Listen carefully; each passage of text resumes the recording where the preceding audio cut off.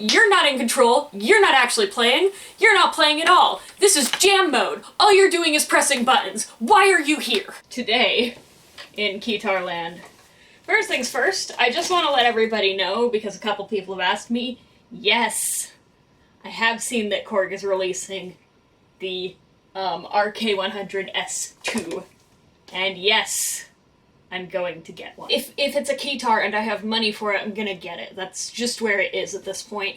But that's okay, because today we're not specifically going to talk about keytars. Actually, we are. I'm gonna bitch about the Sonogenic again. But today we are going to talk about design. See, my parents let me major in costume design. Don't let your kids major in costume design. I'm 28 and I work for minimum wage at Joann Fabrics. Design is a very powerful thing, and a well-designed idea executed imperfectly is often superior to an over-designed idea, which brings us up to what we're here to talk about today. So many people who watch this were really into something when they were younger. You were really into The Lord of the Rings, or you were really into Star Wars. I was really into Code Lyoko. Code Lyoko was weird. I don't know if anybody remembers Code Lyoko. In 2006 and 2007, it was on twice a day on Cartoon Network. Code Lyoko was a really good example of a good design idea executed imperfectly. Code Lyoko is a French pseudo-anime that is half filmed in 2D, that is children at a boarding school called Caddick Academy, who sometimes have to go into a digital, virtual world called Lyoko to meet up with their friend Aelita, who has pink hair, who is totally not what I stole it from. Aelita, who has pink hair. So they go to the tower. Aelita has to deactivate the tower. She's the only one who can deactivate the tower, but she also has no attacks, so they have to protect her. And then there's a evil artificial intelligence named Xana, and Xana has control of Lyoko, and he can use elements of Lyoko to manipulate the real world. And so whenever Xana activates a tower, which is what gives him power over the real world, the kids are split because they're the only people who know what's going on in the real world who can fight this, and they're the only people who are capable of going into the virtual world and fighting Xana there and his monsters. And I'm sorry, but mega tanks are the coolest things ever. I still have, like, bad dreams about, like, running late to class and then I go around the corner and there's just mega tanks there. Anyway, as you can see by the fact that I tried to give a brief synopsis of the show and instead just started talking about my favorite part of it, which is this design that you've got children who are thrown way in over their heads. That's my favorite genre of children's media. And it's such a good concept. I love Code Lyoko. The problem is that Code Lyoko is a very good concept, executed with some level of competence. Until Season 5. Don't watch Season 5. Hi guys, editing me here. Just wanted to let you know that as I'm editing this, I realized I said Season 5 when I meant Season 4, and I did it about 120 times, so feel free to call me a fake nerd for that, because I misremembered a number. Because Season 5 is where they went and they took it and they tried to make it edgier and they tried to make it cooler and they gave everybody new designs, and the designs are over-designed. Designed thing where everybody has new emotions and Yumi has 2 sets of eyebrows. She does need something to fill up her massive forehead. My sister used to joke, because I have a, like, larger than average forehead, and my sister used to joke that I liked Code Lyoko because it made me feel accepted because I also have a large forehead. And she was not incorrect. They overbuild and over-design it, and they took something that was really kind of magical, that was so well built and so carefully constructed because they took a simple concept and then they built on that foundation for 3 seasons. And then they said, we're gonna reboot this, we're gonna make it better, we're gonna make it cooler, and in doing so, they gave just enough bad design decisions to completely erase everything that they had built the old one on. And so I'm not saying that they took something that was simplistic and old and dated, because the CG looks pretty dated. A lot of it's mocap, and you can tell a lot of it's reused shots. And they took something that worked, and it was so good, and it was so pretty, and everything just made sense. And they had a world that made sense, and they built in it, and they didn't have to make it fancier and edgier, and didn't have to rebuild it to make it cool, and to use new technology. And in using the new technology and making it edgy and cool and better, they took something that was special, and they lost it. And why am I holding two keytars? Oh, that's why we're here, so that I can bitch about this thing again. Objectively speaking, this keytar is better, and I still don't like it as much. So the Yamaha SHS-10 was released in 1987. This one has 2.5 octaves, 25 sounds, and onboard rhythms with a chord sequencer. And this one has 30 sounds with MIDI in and out. This one only has MIDI out. 30 sounds with an onboard effects manipulator, Bluetooth MIDI, USB MIDI, and 5-pin via a breakaway. It has 3 octaves of very nicely articulated keys. It feels like a real instrument until you turn it on. So just as a quick sound check, we are going to play, using the same instrument names, the same song on both of these keytars.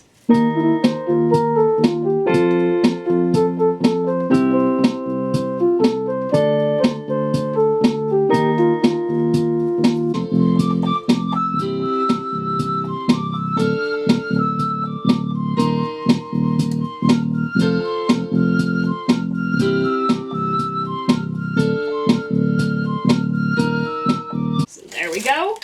And are you asking, you know, is this whole thing just to justify you playing on Mode Sans Danger on 2 different keytars in one video? And the answer to that is the same answer as when my sister asked me if I liked Code Lyoko because my forehead is giant. I've made an entire video on why I've made 2 videos on why I'm not thrilled about the Sonogenic. I had been saying for years, since about 2013 when I got this, that I wanted there to be a re-release that was 10% bigger, with larger keys that have a better action, new updated sounds, and new rhythm tracks. And then they announced the SHS-500 Sonogenic. Got the same name on the same line. It's got new sounds. It's 10% bigger.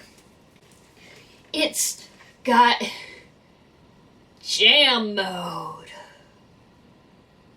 I hate jam mode. This instrument is designed to give you the power of all of the instruments at once. Sound, and I have a backing rhythm for that.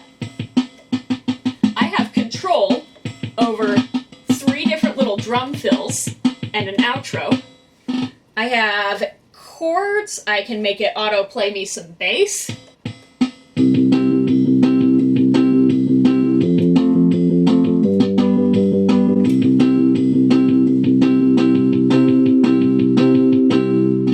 I can get it to auto-play me Last Christmas by Wham!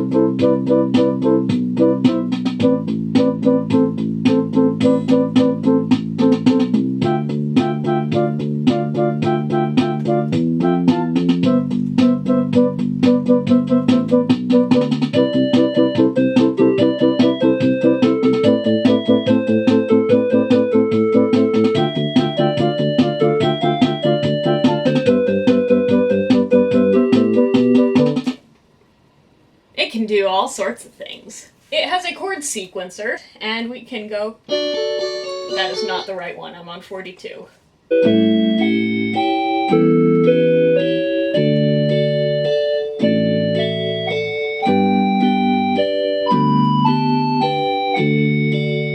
That was a bad example, but that was just what I had pre-built. So you can build an entire song off of this. You can get it to play pre-done chords and you play bass with it. You can do a melody with the chord sequence. You can control the rhythm in real time without having to distance your hand very much from this. All the buttons are intuitive, they make sense. This is a wheel, this wheel controls pitch. You got 3 buttons here, that's a good number of buttons.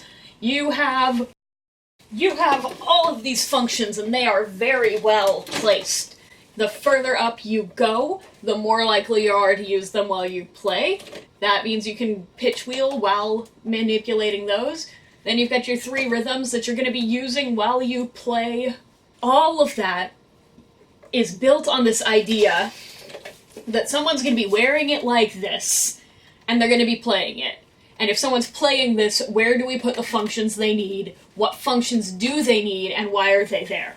And I really, really wanted another instrument that was built around the idea of using the keytar to fill everything. Using the keytar to build the entire sound out of one thing so that you can build a whole song on this. But unfortunately,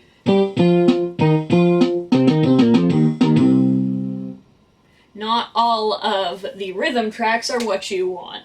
And see, we live in the year 2020, but we're gonna pretend it's 2019, because first of all, I'm not ready for this, and second of all, because this came out in 2019.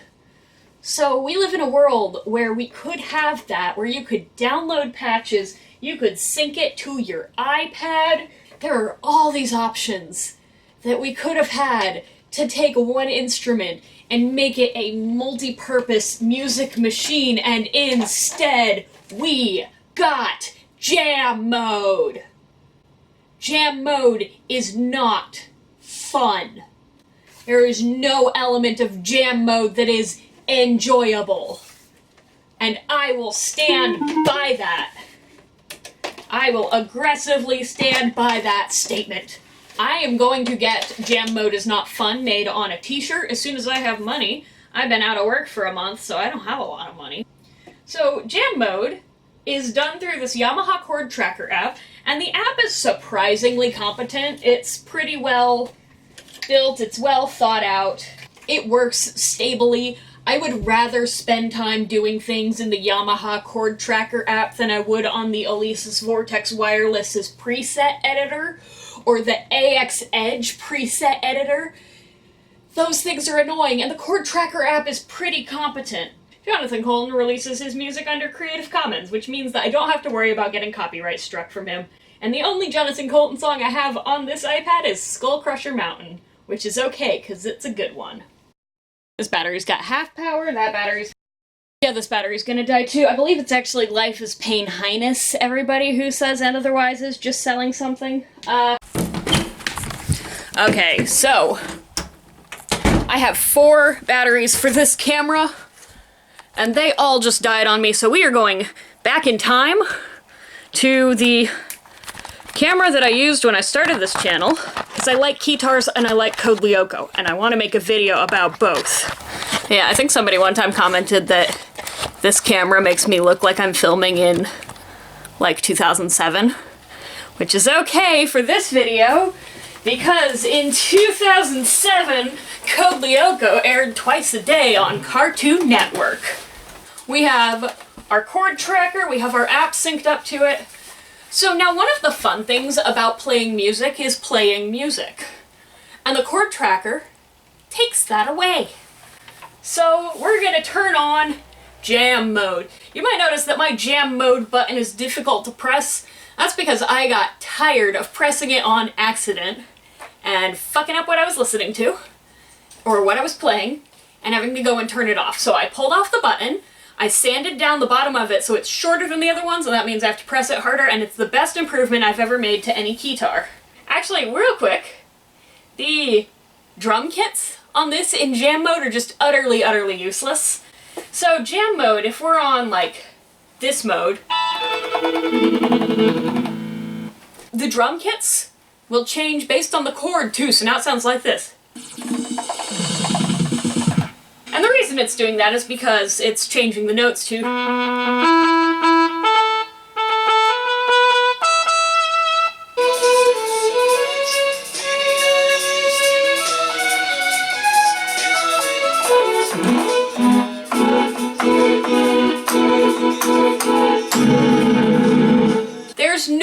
real joy in playing with jam mode on, because you don't have a way of predicting it. If anybody's seen like those learn to play piano tutorials that have the keys and then they have the zingy zongies, that's fun. There is a goal that you can meet, and you can see in your head how to meet it, and you can tell whether or not you did it. If I'm just playing a fun melody in jam mode over here, sometimes I'll be playing my fun melody in jam mode, and I move my fingers up and it changes the notes so that I'm playing the same note. That's massively discouraging, to think that you're in control, and then you move your fingers and the computer reminds you, you're not in control, you're not actually playing, you're not playing at all. This is jam mode. All you're doing is pressing buttons. Why are you here? Like, why are you even trying? But you know what other game was just pressing buttons? Guitar Hero. Do you know why Guitar Hero was awesome? Guitar Hero simplified it in the context of music you like, but it still fulfills your need to push the right buttons.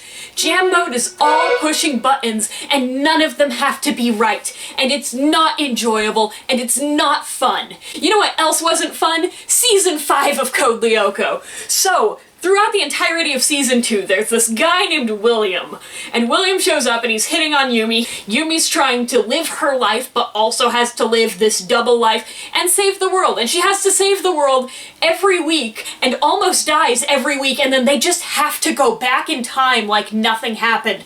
And they have to do that over and over, and it's taking this huge stress on her family. And through Season 2 and through Season 3, we watch William get closer and closer to her, and then to what they're doing, until eventually he gets his way into the group. By the way, there are spoilers for Code Lyoko. The show was 10 years ago. William gets his way into the group, and then you watch him be an asshole, like you knew he was going to be, and then he ends up, like, on this dark level. He ends up messing everything up and destroying everything, and it could have been so good. But then they decided to make it hip and make it edgy. And this is so good. This understood what a keytar should be, and it has possibly the most iconic keytar shape. They had something going, and they built this really, really good foundation for this. It could have been so good. And instead, they went for easy options, and they went for things that they thought would appeal to everybody. Because that's been their whole thing, is that jam mode, it is great for everyone, it's fun for everyone, you don't need to know music. But the problem with jam mode is not that you don't need to know music, it's that you don't get to experience music. Jam mode is not fun. Jam mode isn't fun if you're a musician. Jam mode isn't fun if you're not a musician. My cat doesn't like jam mode. And this whole thing is built around that. And so when William goes dark and goes under, they could have done this really cool thing with this guy who was their friend. He was their friend, he wasn't so close, but he worked so hard to work with them, he proved that he was worthwhile. They had him involved several times and then wiped his memory, and he proved over and over that he could run with the Lyoko gang, that he could do it. And then he gets turned dark. And they could have done something cool with that, but instead he just becomes this generic villain. They don't have, like, conflict when it comes to beating him up, because now he's just another Xana, he's just another dark side. And there's no conflict when you're playing in jam mode. There's nothing. You just have that. There's no chance of losing, there's no chance of failure, and because of that there is no chance of success. They took the stakes and they just made them not exist. And that's why it's so insulting. And then the whole show, the whole keytar, is built around this idea that you want to use jam mode. And in Code Lyoko, they keep trying to play this William thing up. They keep trying to play this stakes are so high, but they've made them so low. They've changed the key fundamentals of what made Code Lyoko work. Because now they're fighting monsters, but in the real world, in their Lyoko forms, but in 2 dimensions. They've got the Ski Vladimir, and they're taking the Ski Vladimir places into the internet. and Xana's escaped into the internet, and it's changed the sole functions of what Code Lyoko was. It's not about making a world without danger anymore. It's not about making evil go away. It's just about kids who are hip in the internet with their space travel. Instead of being a really kind of amazingly good for its age range story about kids saving the world because nobody else can, and it's taking these constant tolls on them, and we see that toll come, and we see what happens when they abuse the power, and we see what happens, how they handle that. They're like, we're the good guys. We're not the ones who use the return to the past function to win the lottery.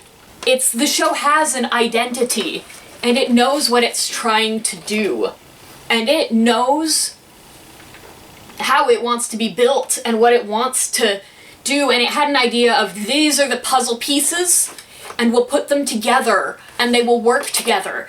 And they did.